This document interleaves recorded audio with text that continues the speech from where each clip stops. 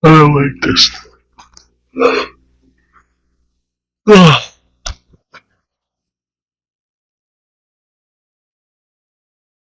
Ay po ng Senado matapos igiit ni Senate President Alan Peter Cayetano. At tuloy po tayo sa mga balita, lalong umiinit ang sigalot sa hanay po ng Senado matapos igiit ni Senate President Alan Peter Cayetano na meron namanong panggigipit laban sa mga miyembro ng mayorya kaugnay ng mga kasong isinasampa sa ilang mambabatas. Erlo Bringa sa balita. Itinuring ni Senate President Alan Peter Cayetano na bahagi ng panggigipit ng administrasyon ang sunod-sunod na kasong isinasampa laban sa mga miyembro ng mayorya sa Senado. Ang pahayag ay kasunod ng kaso at agarang paglabas ng warrant of arrest laban kay Senator Jinggoy. Siguro ang ano dyan mga kapolitika kasi bakit daw ito ano po nako ba yan? Ano daw mga kapolitika nako abay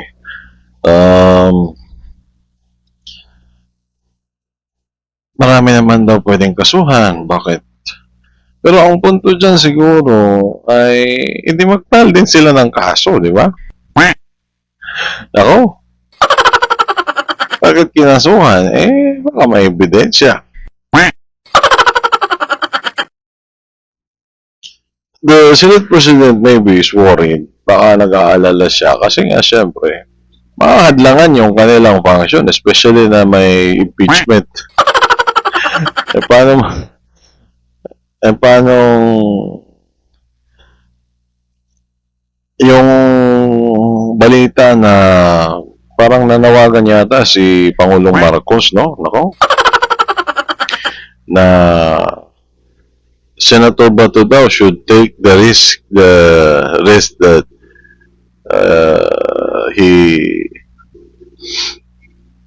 he did in May 11 ba yun, no? Nung bumoto siya at nakuha yung mayorya ng Senado. Nako. Parang may mga kaso, pero ang tanong bakit? Ginagawa lang ba yung kaso? Kung mahinang ebidensya, pwede naman magpiyansa, di ba? Parang nagpiyansa yata si Senator Jinggoy Estrada. Pero kung talagang ganun yung kapalaran ng ating Senado, abay kawawa si Juan. Uubusin yung binoto ng bayan. It's unusual na mayorya ng Senado na kalaban ng administrasyon. Ako, hindi natin sinasabi na panig tayo sa mayorya. Nako ha. Ang sinasabi natin, nagkataon lang ba na ginakasuhan yung mayorya? On another side of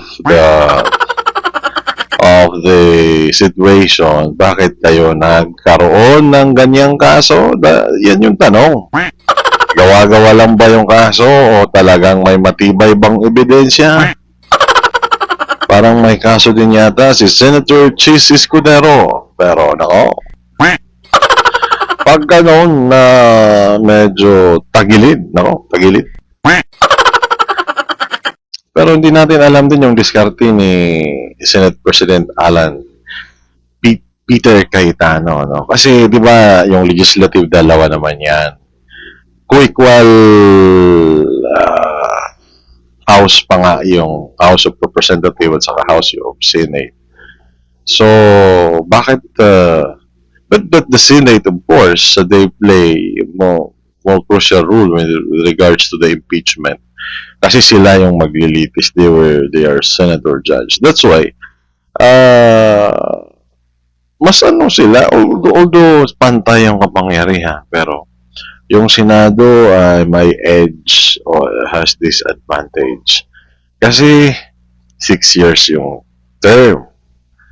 And then they are voted on a national level. No? So,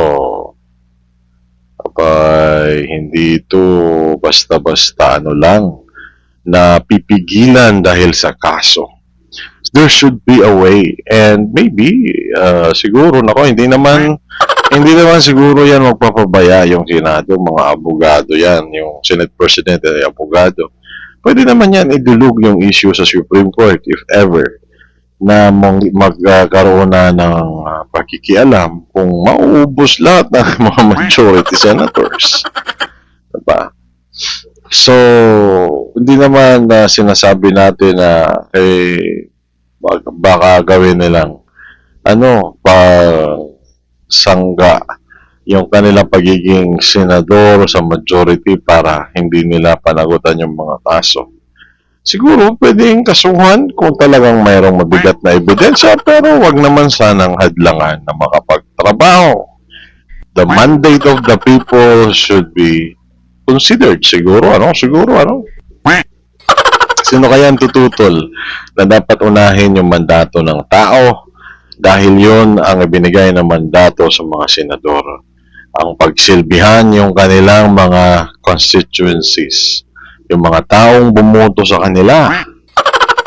Bakit kaya, hindi natin alam, kaya huwag kayong maniniwala sa akin. Tayo po dito ay nag-aanalisa ng mga balita, pero syempre, ang taong bayan ay nakikinig at nakikiramdam. Sila ay mayroong damdamin. At yung damdamin na yon ay nag-aalab nga ba? Nako, mag-aalab yung damdamin, pero siguro mas importante yung kumakalam na sikmura ni Juan. Nako, kakaroon ngayon ng matinding politika. Napapabayaan na ba yung mga serbisyong kailangan ng mga Pilipino? Tayo nagtatanong lamang po kung napapabayaan na. Bago tayo magpatuloy, mga kapolitika, nako. Abay, walang kampihan, walang takipan, basta politika, may reaksyon tayo dyan. Ako ang inyong host, Reaction Page Politika, nag-uulat at nagtatanong. Kayo, ano ang reaction nyo? Paki-comment sa comment section. Tuloy tayo sa video. Estrada sa kanyang FB Live ngayong hapon, ibinunyag ni Cayetano na hindi pa rin tumitigil ang panghihikayat at pananakot sa ilang miyembro ng mayorya. And in the next few days, option po ng ibang mga senador yun naglabas ng ebidensya sa mga pananakot na ginawa para hindi namin mabuo yung independent na Senado. What's my point po? Yung paulit-ulit po na sinabi ni Senator Kiko Pangilinan, paulit-ulit po na sinabi ni Senator Risa Tiberos, paulit-ulit po. That's why it's very important na paglingkod bayan ka ay malinis yung record mo para walang maikaso sa'yo. Si Senate President Alan Peter Cayetano matapang. Siguro wala siyang maipupukol na pwedeng ikaso sa kanya, 'di ba? So dapat ganon. Kasi pag kinalaban mo siguro or may kalaban ka, ganon naman talaga sa politika. Hindi natin sinasabi na pag kinalaban mo yung administrasyon. Na in this case talagang nangyayari naman. Ang sinasabi lang natin is kapag nasa politika, natural na may kalaban ka. And syempre, yung kalaban mo, ay kalaban mo, nako. Kaya, pag may nakitang butas, kasuhan ka man yan, it's very natural, no? So, you need just to defend yourself in the court of law if there is a case. As simple as that. But siguro kung tatanungin tayo mga kapolitika, tutol tayo doon sa, 'di ba? Hindi tayo or hindi bibigyan yung mga senador na magkaroon ng pagkakataon na makapagtrabaho on a remote basis. Ganito yan, mga kapolitika. Yung pinapaliwanag natin sa nakaraan na parliamentary rules and procedure, na lagi naman yan na ginagamit sa Senado. Ang basic operation po niyan is yung tinatawag natin na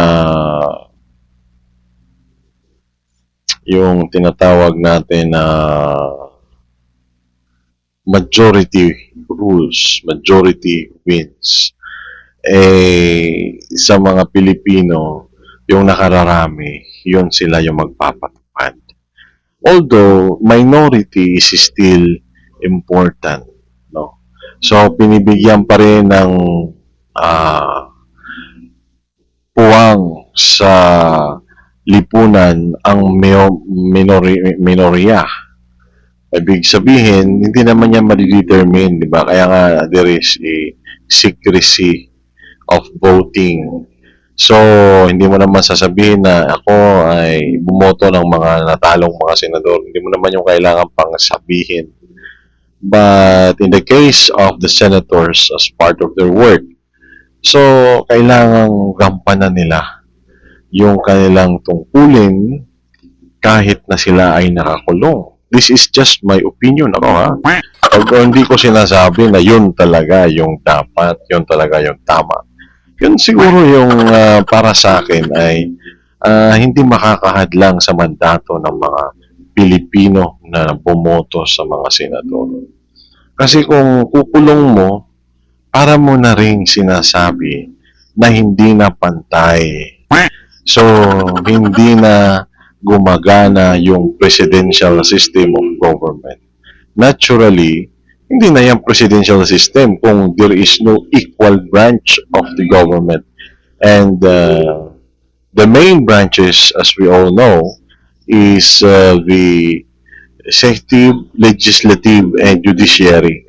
So yung ano na ito, yung tatlong sangay na ito ng pamahalaan ay napaka-importante na malaman natin ang kanilang pagkakaiba, pagkakapareho sa kapangyarihan at pagkakapantay.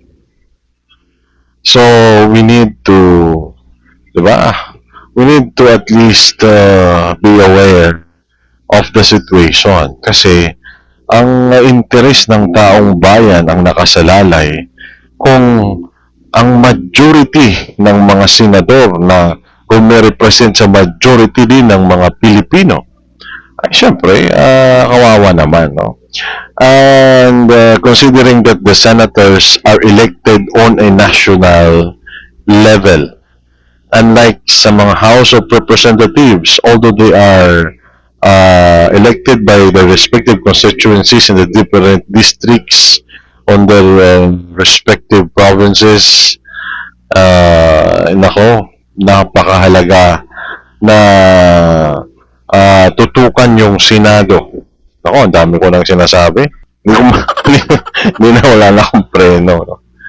Po na sinabi ni Senator Lacson at lalong-lalo na po na sinabi ni Senator Erwin Tulfo. Hindi lang po sa session hall, sa media, at hindi lang Tuesday, even the days after.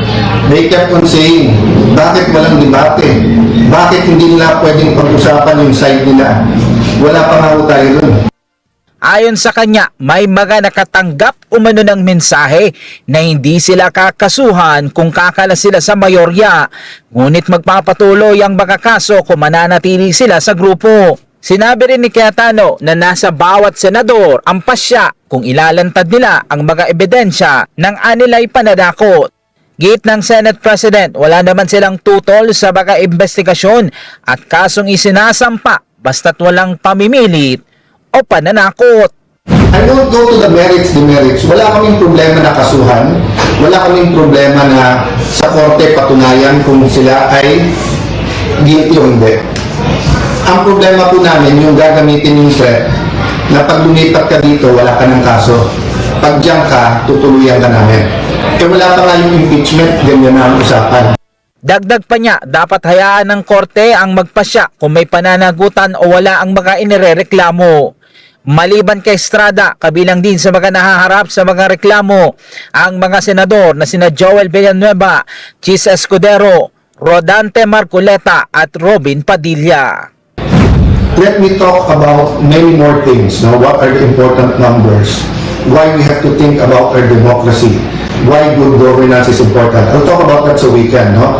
But importante, tonight, matulog kayo na nalalaman, meron kayong gobyerno na hindi sunod-sunuran lang.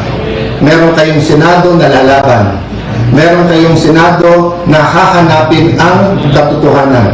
May mga senador sa majority na handang makulong, ilaban lang yung kanilang prinsipyo na independent ang Senate. Tuloy-tuloy po ang intriga, kaya tuloy-tuloy din po ang pag-meeting namin. But our country is worth it. So if you ask me what can you do for us, pray for us. No, pray that we stick together, that this majority will be given a chance. But pray them, diba, na walang cover up kahit sino man. Erlo Vingas para sa mata ng Magandang siguro magandang senyales na paano kung nakakapagsalita pa rin naman yung Senate President. Ibig sabihin, buhay na buhay pa rin yung demokrasya, gumagana pa rin yung tinatawag natin na kalayaan sa pagpapahayag.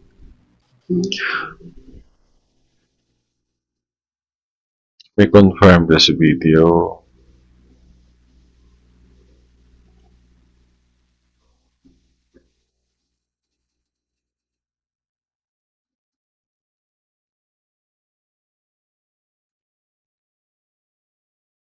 Okay.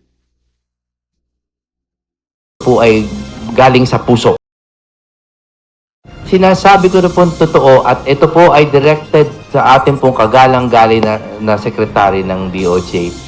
Hindi ko po alam, hindi ko po nais alamin at ito po ay galing sa puso.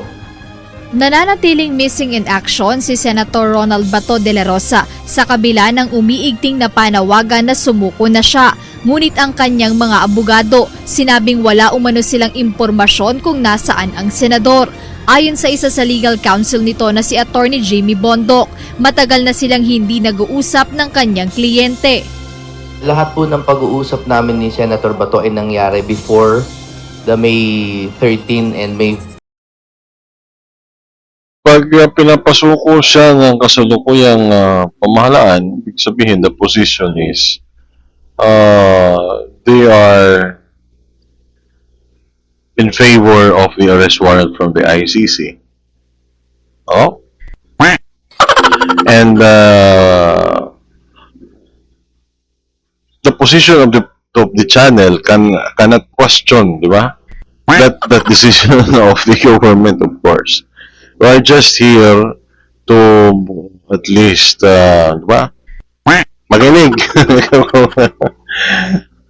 But somebody should do something. But kung wala silang ginagawa, anong gagawin natin? Diba? Ang taong bayan,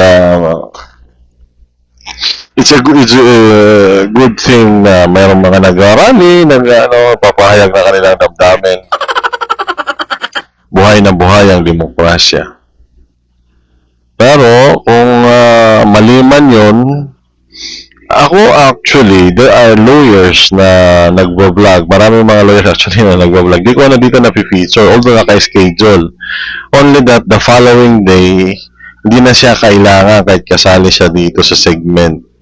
Kung hindi na naisali, dahil nga sa kako-comment ko din minsan, no? Yung mga lawyers na yon, nang papahapyawan ko, most of them ayaw talaga ng arrest ng ICC na hindi dadaan sa local court, no? Kasi once na dumaan yan sa local court, there is a possibility na dito didinggin yung kaso. So dito lang makukulong. For example, si Senator Bato. Kasi siguro na that there is a wide gap of but there is a disadvantage kung sa Netherlands ICC mo siya ikukulong. Kasi magastos yun, syempre. Ang layo-layo kaya ng Europe sa Pilipinas. So, maybe iniisip siguro ni Senator Bato, ano? Although, since na pinapasuko siya, is he declared a fugitive from justice? And what justice is that? And of course, sa kabilang side, we cannot ignore. Kahit ano pa man ang mangyari, mayroong nagaganap na ganyan ngayon kasi mayroong kabilang panig. Yun po yung pakatatanda natin, mga kapolitika. Pero kung may mga nagsasabi na kasi bubo sila, ganyan, bubo, masama po yun, mga kapolitika. Diba? You cannot, if you believe that the other party is at fault or the evil force, then use and then you are using the same force, nako. So, evil din yung gagawin mong, hindi anong nangyari. Negative plus negative is positive, ganun ba yun? Ganun sa mate. So, pag dalawang negative and negative, it will become positive. Pag parehong mali, magiging tama, ganon. No, mahirap yun, mga kapolitika.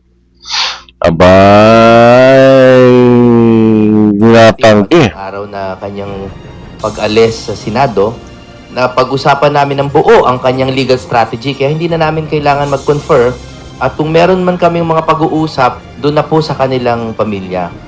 Sinabi pa ni Attorney Bondok, sa ngayon ay nakatutok sila sa pagprotekta sa mga ari-arian, pamilya at kaibigan ng senador. Kasunod na rin ito ng pagbisita ng mga tauhan ng Philippine National Police, Criminal Investigation, Siguro hindi freeze yung accounts, yung assets. Di naman siguro yung kaso na Senator Bato ay pandarambong or yung plunder na tinatawag. So, ano ito crimes against humanity yung kaso.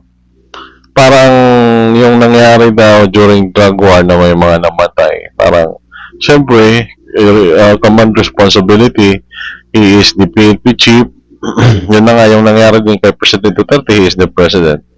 And he ordered this campaign against illegal drugs. So, kaya ganon, no? Nako.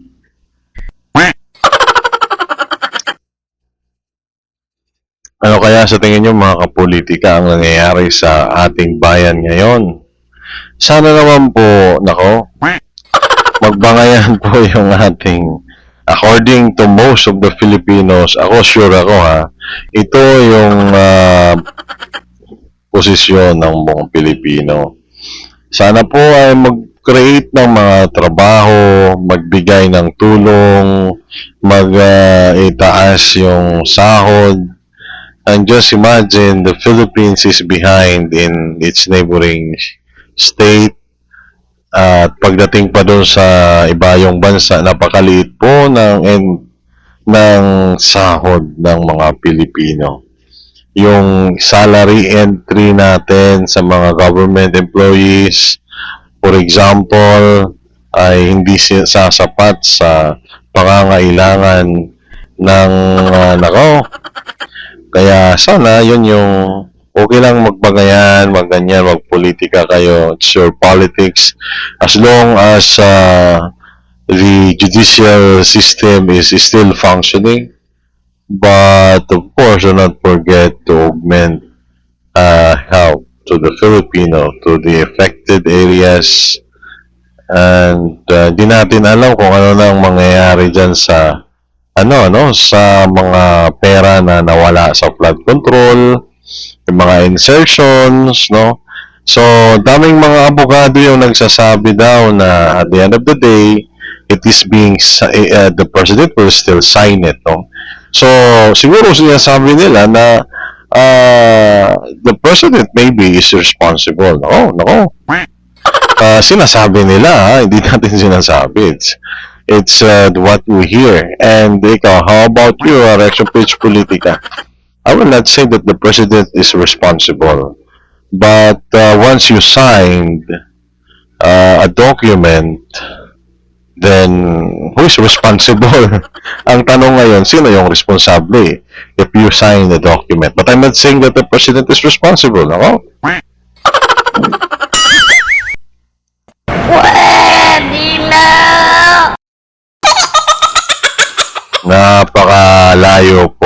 difficult saying. Anyways naman, the president, in order for him to perform his job in implementing the laws that protects the integrity of the Filipino people, augment, alleviate the poverty incidents, and of course, the hunger incidents na rin, ay hindi siya pwedeng kasuhan. Parang tuloy-tuloy lang siya sa pagbibigay serbisyo publiko sa mga tao. Oh. Maganda naman yung mga binabalita minsan na nandun siya sa Japan and he is maybe promising na mayroon siyang makukuha na investment. Nako, mga politika. Ilang bilyon kaya yung mayroong investment, no? Hindi natin sure, no? Nako, mga politika. Kayo, ano sa tingin nyo yung politikahan pala ito? We are already on episode 2. Nako, salamat po sa mga patuloy na nagtitiwala sa ating programa.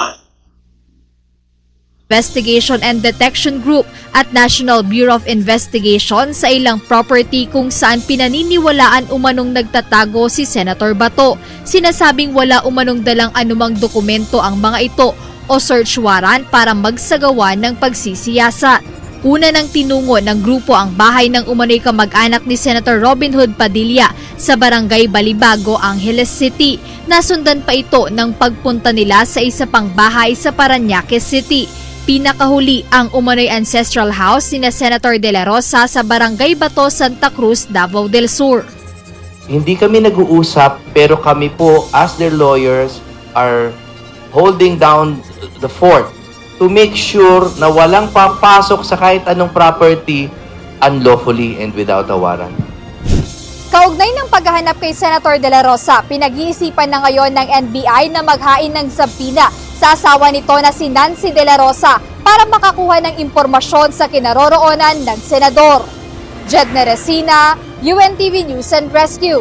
Diyos ang aming sandigan, serbisyo publiko ang aming pinahahalagahan. Nako! Nakatulog na tayo dun.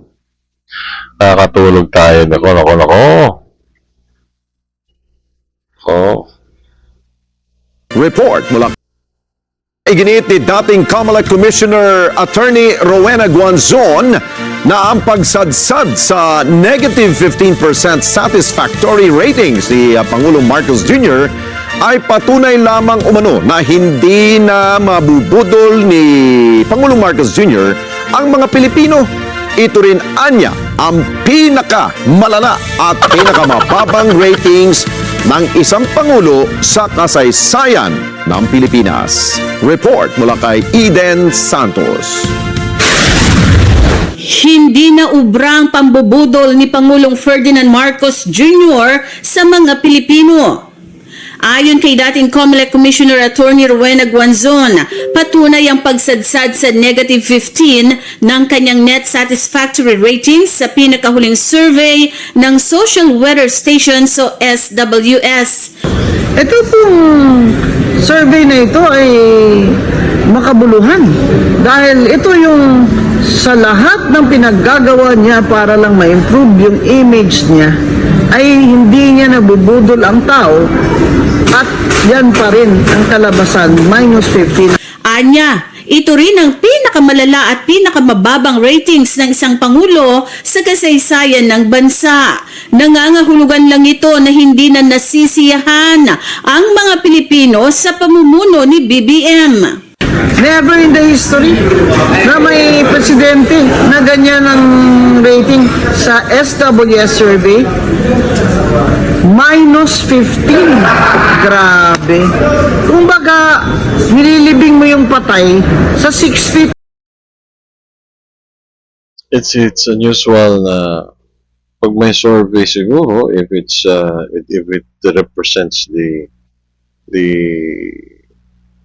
Filipino people. Ito example lang, ano. So there is always another view and points of argument na yan ay ilan lang naman yung mga pinili dyan, thousands lang maybe. So, hindi yan talaga accurate. Pero, there are cases na pwedeng accurate. Ako, ano ba talaga? Well, siguro, hindi masaya yung taong bayan. Ganun lang yung ibig sabihin. Maybe the president has to improve. Maybe he could improve. Nako, pwede naman siguro. Sabi ng iba ay wala na daw yung 2 years. Yung ano pala, yung charter change, mahihirapan na, no? Kasi 2 years na lang. Pero if we talk about giving back to the people, the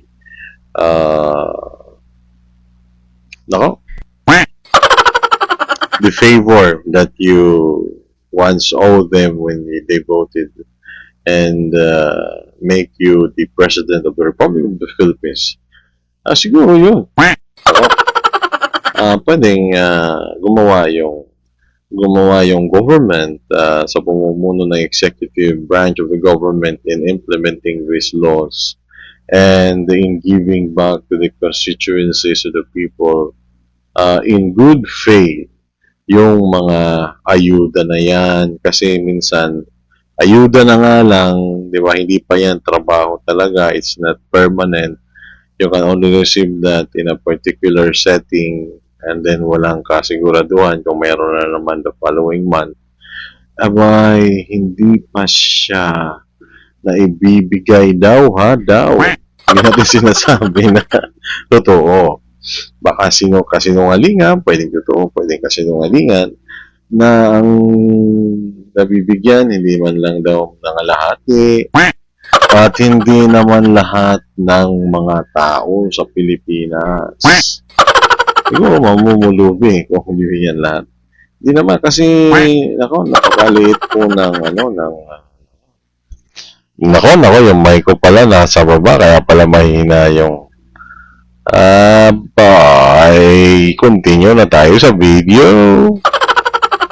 Lang under the ground. Ito 15 feet under the ground.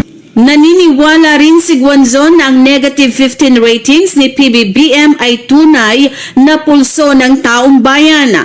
Mulat na umano ang maraming Pilipino sa kawalan ng konkretong aksyon ng gobyerno sa iba't ibang issue gaya ng oil crisis, pagsuspinde sa excise tax at VAT, buwis na kinukolekta mula sa mga mamamayan, gayon din sa flood control anomaly na wala pa rin napapanagot, at maging ang impeachment laban kay Vice President Sara Duterte sa kabila ng pagtutol ng maraming Pilipino. Kaya ito pong 9-15 na approval rating ni BBM, totoong pulso po ito ng Pilipino. Kasi ngayon po, hindi lang po mahirap ang sakal na, nagugutom na. Pati na po ang middle class, kasama na dyan. Well, si Atty. Owen Guanzon ay siguro naman may kaya siya. Pero it's interesting na talagang sinasabi niya na naghihirap ang taong bayan. Kasi sino ba naman ang hindi maghihirap? Well, anyway, nahulaan naman daw yan sa Bible and we believe, maybe, no? Na baka end times na, so baka katapusan na ng mundo kasi ang mahal-mahal na ng bilihin. Minsan nagiging pabiro na lang yung dyan sa inflation. Hindi kasi balanse. Dapat kung mataas yung sahod, edi magkaka-inflation yan kasi dadami yung demand, the purchasing power, diba? Sa economics, there will be a boost in the purchasing power of the people. Hindi magiging matamlay yung ekonomiya kasi sasapatan mo yung pagtaas ng mga presyo sa mga sweldo na dinagdagan naman. It has to be balanced. Kasi ang gagawin ng mga tao dyan, imbis na bibili ng tangke ng isang LPG, abay, hindi na lang yan magluluto kung ganun kamahal. Ang gasolina, hanggat maaari, walang gagamit ng sasakyan, maglakad kung kaya. Oh? Yan yung sinasabi yata dito ni Attorney Rowena Guanzon.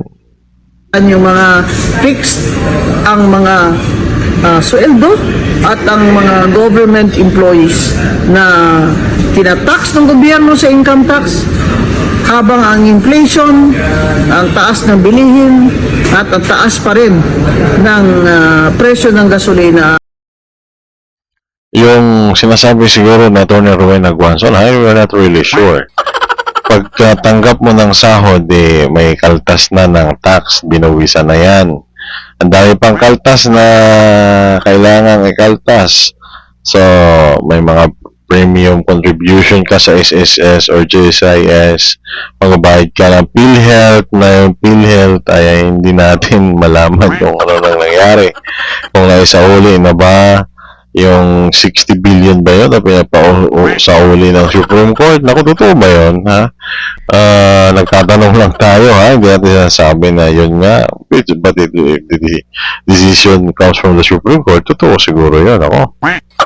Ang sinasabi dito na paghihirap ng taong bayan, lagi din itong sinasabi ng Presidential Sister Senator Amy Marcos na talagang pinag-uusapan sa mundo ng social media at mainstream media na talagang tumutuligsa sa kanyang kapatid. Pero tayo, wala tayong sinasabi na may kasalanan si ganito, may kasalanan si ganito.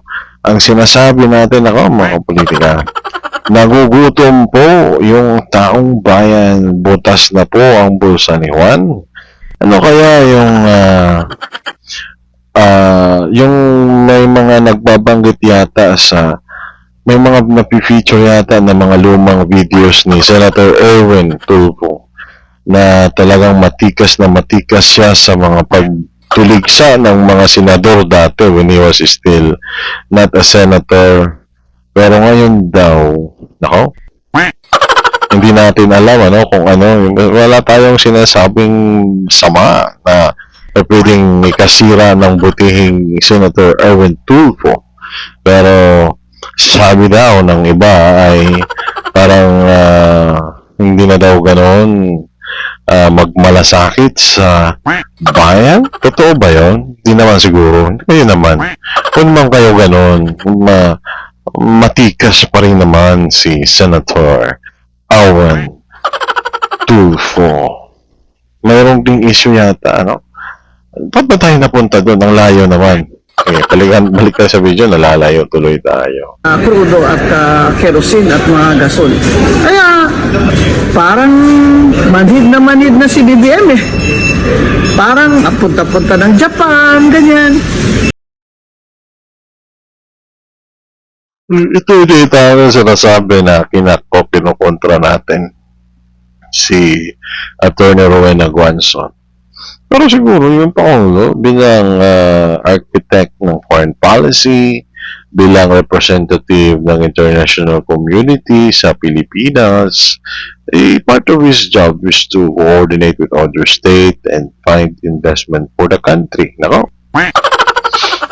Pahayag ba kayo doon, mga politika? Sabi kasi siguro ng iba na hindi kami pahayag doon. Nako? Bakit kaya? Kasi pera daw yon ng mga Pilipino, yung pinapamasahe. Siguro pera yon kasi galing yun sa pondo ng taong ng ating bansa, na siyempre yung nagpapaandar dito ay yung mga kinukolektang buwis, mga politika.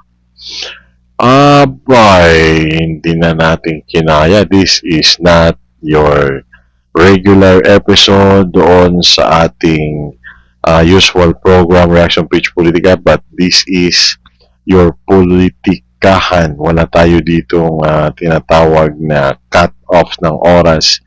Basta ang host ay stop muna daw tayo. Pag ang host ay nakakatulog na, big sabihin, babay muna, mga kapolitika, hanggang sa susunod na pagkikita. Alam.